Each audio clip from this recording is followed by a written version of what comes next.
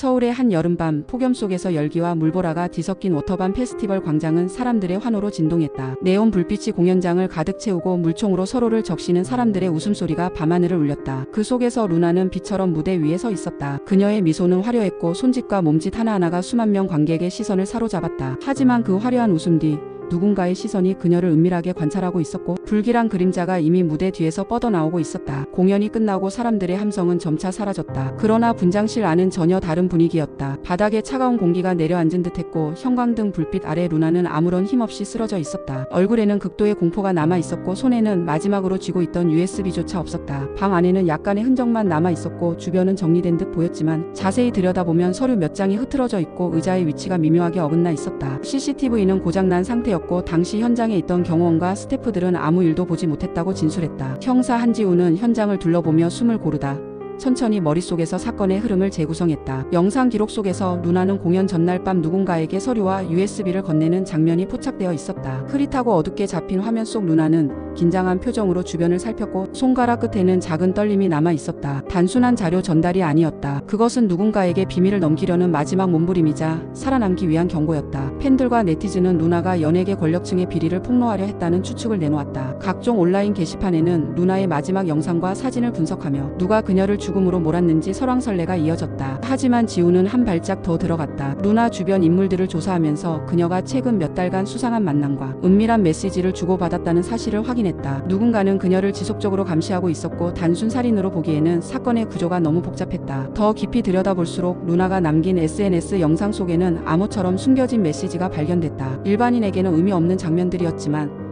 세부적인 움직임과 화면의 미묘한 변화는 루나가 남긴 단서였다. 지우는 그것을 해독하며 단순히 살인을 해결하는 것이 아니라 거대한 음모의 일부분을 밝히고 있다는 직감을 받았다. 루나의 지인 중 한 명이 사건 당일 현장 근처에 있었다는 사실이 확인되었지만 그의 진술은 계속 뒤바뀌며 혼란을 초래했다. 누군가는 의도적으로 정보를 조작하고 있었고 사건을 은폐하려는 그림자가 분명히 존재했다. 지우는 점점 깊은 음모 속으로 빠져들었고 진짜 범인의 정체가 머릿속에서 자꾸만 흐려졌다. 루나의 집에서는 USB와 자료가 이미 사라진 흔적만 남아 있었다.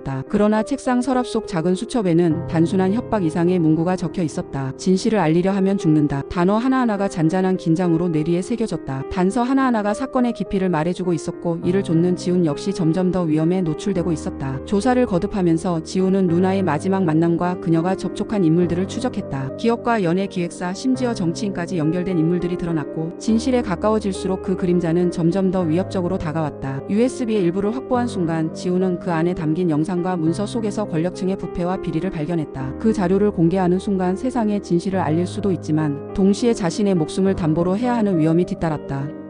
결국 사건은 세상에 알려졌지만 모든 진실이 드러난 것은 아니었다. 루나의 죽음은 단순한 살인이 아닌 연예계와 정치계의 어두운 그림자를 폭로하는 계기가 되었고 그 그림자는 여전히 도시에 남아 있었다. 열정과 환희로 가득했던 워터밤의 밤, 물보라 사이로 드리운 그림자는 그렇게 끝나지 않았다.